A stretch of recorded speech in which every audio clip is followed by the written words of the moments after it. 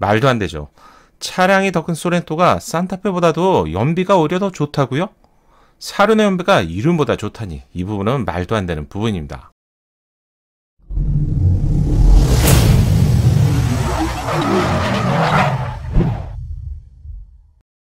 안녕하세요. 정확한 신차 정보 알려드리는 연목그룹입니다. 산타페가 드디어 출시가 되었죠. 최근까지 실불부의 영상으로 산타페 페이스리프트의 경쟁력을 알려드렸는데 출시가 된 시점에서 어떤 정보를 전달해 드리는 것이 과연 좋을지 고민을 하고 있었습니다. 트림과 가격에 대한 정보는 이전 영상인 영업자를 통해서 이미 전달해 드렸죠. 또한 유튜브에서도 관련 영상을 많이 찾아볼 수 있습니다. 어떤 정보로 도움을 드릴까 좀 고민하다가요. 그렇다면 만약 제가 산타페 페이스를 구입해야 한다면 정말 어떤 고민들을 많이 할까 좀 생각해 보니까요. 스펙을 포함한 대부분의 정보가 오픈이 되어 있지만 아직까지 확인할 수 없는 몇 가지 정보가 있었습니다. 첫 번째는 경쟁 차량과 시승기라고 할 수 있는데 소렌토와 주행 성능에 있어서 어떤 차이가 있는지 이건 차량이 풀려야 할 수 있는 부분이기 때문에 이후에 알려드려야 할 것 같습니다. 동일한 엔진에 서스펜션 등의 세팅 차이가 조금 있지만 전문성을 갖추고 있거나 좀 민감하신 분들이 아니라면 큰 차이를 사실 느끼기도 힘들죠. 체험할 수도 있지만 사실 체감하지 못할 수도 있는 부분입니다. 어쩌면 감성적인 차이만 느낄 수 있는 부분입니다. 어떤 정보를 알려드리면 좋을지 고민하다가 이번 영상에서는 연비 차이를 알려드리겠습니다. 누가 더 좋은 연비를 제공할까요? 동일한 엔진인데 차이가 있긴 있을까요? 그리고 이번 다음 영상에서는 실내 공간의 차이를 알려드리겠습니다. 1열, 2열, 3열의 구체적인 차이를 알려드리겠습니다. 그럼 지금부터 시작해 보겠습니다. 사람의 심장에 해당되는 산타페 페이스리프트의 엔진 스펙은 디젤 2.2 엔진을 기준으로 202마력, 최대 토크는 45로 1750부터 2750 rpm에서 회전계라고 하죠. 최대 토크가 발생됩니다. 실용 영역에서 최대 토크가 발생된다는 점은 물론 좋은 점이죠. 이 부분을 잠깐 기억하시고요. 지금 보시는 이미지는 소렌토의 엔진 스펙입니다. 마치 컨트롤 C, 컨트롤 V라는 것처럼 완전히 동일한 것을 알 수 있습니다. 디젤 2.2 기준으로 202마력, 최대 토크는 45, 1750부터 2750 rpm에서요. 산타페와 동일하게 발생되는 것을 알 수 있습니다. 이렇게 비교해드리는 이유는 엔진 스펙을 포함한 파워트레인은 완전히 동일하기 때문에 고민하지 말라는 말이겠죠. 뭐 그냥 똑같습니다. 그렇다면 연비도 동일할까요? 비록 똑같은 엔진이지만 공차 중량의 차이가 있죠. 뭐 부피에도 차이가 있습니다. 적용된 타이어와 약간의 기압이 차이로 인해서 연비에 차이가 있을 수 있습니다. 구매자가 이걸 다 보실 수 없기 때문에 큰 의미가 없다고 볼 수 있지만 운전 습관에 따라서도 달라지는 부분인데요. 그렇다면 기준을 잡아보겠습니다. 우선 2개의 바퀴에 구동력이 전달되는 이륜이 있죠. 또한 4개 바퀴 모두에 구동력이 전달되는 사륜에 있어서 연비 차이가 발생됩니다. 일반적으로 2개의 바퀴로 돌아가는 이륜이 사륜보다는 구동력 손실에 있어서 좀 더 낮죠. 마찰 개수를 포함해서 낮기 때문에 이런 이유 때문에 연비가 보다 높습니다. 두 번째는 타이어 사이즈에 의해서도 차이가 제법 발생됩니다. 막연하게 더 큰 사이즈의 타이어가 좋다고 생각하시는 분들이 좀 있죠. 이 부분을 간과하시는 분들도 많은데 어쩌면 타이어의 사이즈의 차이가 이륜보다 사륜 차이보다도 연비에 더 큰 영향을 줄 수도 있습니다. 믿기지 않으시죠? 연비 때문에 이륜을 선택하시는 분들이 많은데 과연 올바른 방법일까요? 구경이 큰 사이즈의 휠은 디자인적으로 정말 멋집니다. 산타페와 소렌토는 모두 18인치 타이어와 20인치 타이어를 각각 제공합니다. 그럼 조합에서 총 4가지죠. 이륜과 사륜, 18인치와 20인치 이렇게 구분해서 연비 부분 한번 체크해 보겠습니다. 이 밖에도 5인승과 7인승의 차이가 있고요. 빌트인 캠이 적용된 것과 빌트인 캠이 적용되지 않은 점에서도 차이가 있습니다. 이 부분은 너무 디테일한 부분이라서 일단 여기서는 무시하겠습니다. 간단하죠? 4가지 차이로 비교해 보겠습니다. 비교를 위해서 객관적인 자료가 필요해서 표준 연비를 살펴보겠습니다. 산타페부터 보시면 엔진은 모두 동일한 2.2 디젤 엔진이죠. 첫 번째, 이륜 18인치가 적용된 차량의 연비는 복합 연비 기준으로 14.2km입니다. 산타페에서 이 차량이 가장 높은 연비를 자랑합니다. 그렇다면 이륜에 20인치가 적용된 차량의 연비는 복합 연비 기준으로 13.6km입니다. 단지 인치의 차이인데요. 여기서 0.6km의 차이가 발생됩니다. 엄청나죠? 1리터에 0.6km만 600m인데요. 만약에 10리터의 연료를 넣게 된다면 6km를 더 갈 수 있다는 말인데 결코 작은 차이는 아닙니다. 여러분 보통 주유소에 가시면 어느 정도 주유를 하시나요? 반 정도를 넣으면 한 30리터가 되고요. 가득 넣게 되면 60리터는 보통 넘어갑니다. 반만 주유를 하셔도 18km 정도의 차이가 발생되는데 이 부분이 결코 작은 차이는 아니라고 할 수 있습니다. 한 가지 좀 특이한 경우가 있는데 이륜 차량의 경우 5인승과 7인승 연비가 동일한 것을 알 수 있습니다. 보통 이 부분도 간과했는데 좀 신기하네요. 7인승의 경우 3열 시트가 존재하기 때문에 약 50km 정도가 더 나갑니다. 그럼에도 불구하고 이륜 차량에서는 연비에 큰 영향을 미치지 않는 것을 알 수 있습니다. 따라서 이륜 차량이라면 3열 여부의 고민은 크게 하지 않으셔도 될 것 같네요. 차량의 무게에서는 50kg 정도 차이니까 약 성인 한 명의 무게인데요. 이 영향보다는 휠의 무게가 미치는 영향이 훨씬 크다는 점도 알 수 있습니다. 그렇다면 사륜은 어떨까요? 사륜 18인치가 적용된 5인승 차량의 연비는 복합 기준으로 13.5km입니다. 사륜 18인치가 적용된 7인승 차량의 경우 연비는 복합 기준으로 13.2km입니다. 사륜 차량의 경우 5인승과 7인승의 차이로 리터당 0.3km의 차이가 있는 것을 알 수 있습니다. 그렇다면 20인치는 어떨까요? 사륜 20인치가 적용된 차량의 5인승과 7인승 모두 연비는 복합 기준으로 12.8km입니다. 와우, 그렇다면 18인치와 비교해본다면 연비에 있어서 현저한 차이가 발생이 되네요.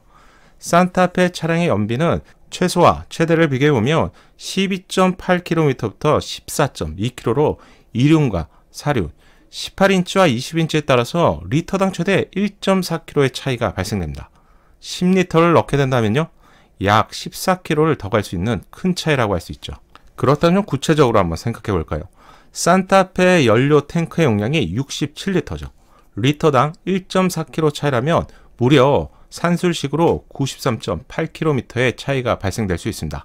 가득 주유를 한다면 대략 한 94km를 더 갈 수 있는 거리고요. 또 한편으로는 덜 갈 수 있는 거리라고 할 수 있죠. 여러분들께서 한 달에 어느 정도 주유를 하시는지 모르겠는데 보통 한 달에 한 2번 정도 주유를 하게 된다면 1년에 24번을 주유하게 되겠죠. 24번에 94km를 곱하게 되면 2251km를 더 운행할 수 있습니다. 연비에 다소 민감하신 분들이라면 2251km 정도의 차이면 정말 큰 차이라고 할 수 있고요. 또 반대라면 아닐 수도 있는데 이 부분 개인 차에 따라서 다를 수 있을 것 같습니다. 인승과 차량에 따라서 최대 10% 이상의 연비 차이가 발생이 되는데요. 적절한 표현은 알 수 있지만 쉽게 이해를 하기 위해서 1년에 한 100만원 정도의 유류비가 발생이 된다면 이륜과 18인치 이 선택하는 부분에 따라서도 10% 정도의 연비 차이가 발생될 수 있다는 것이죠. 그러면 남은 이 10%를 가지고 사랑하는 가족과 남는 돈으로 고기나 한번 먹는다면 행복한 것이 아니겠습니까? 그렇다면 경쟁 차량인 소렌토도 동일한 방식으로 한번 살펴보겠습니다. 이륜에 18인치가 적용된 차량의 연비는 복합 연비 기준으로 14.3km입니다. 이륜에 20인치가 적용된 차량의 연비는 복합 연비 기준으로 13.7km입니다. 이륜의 경우 5인승과 7인승 연비가 역시 동일한 것을 알 수 있죠. 이 부분 정말 신기합니다. 7인승의 경우 3열 시트가 있기 때문에 50kg이 더 나가지만 이 부분이 연비에 있어서 큰 영향을 미치지 않는 것을 알 수가 있습니다. 따라서 앞에서 말씀드렸듯이 이륜 차량을 구입하시는 분들이라면 5인승과 7인승에 대한 연비 차이는 걱정하지 않으셔도 될 것 같습니다. 사륜에 18인치가 적용된 5인승 차량의 연비는 복합 기준으로 13.9km입니다. 사륜에 18인치가 적용된 7인승 차량의 연비는 13.3km입니다. 사륜에 20인치가 적용된 차량은 5인승, 7인승 모두 연비는 복합 기준으로 13.km입니다. 흥미로운 자료죠. 국토부에서 승인을 받고 제조사 홈페이지에 올라온 자료이니 이 부분은 신뢰성이 당연히 높다고 할 수 있는데 이륜에서 5인승과 7인승의 연비 차이는 산타페와 소렌토 모두 비슷합니다. 이륜에서 타이어 크기에 따른 연비 차이는 제법 있는 것을 알 수가 있고요.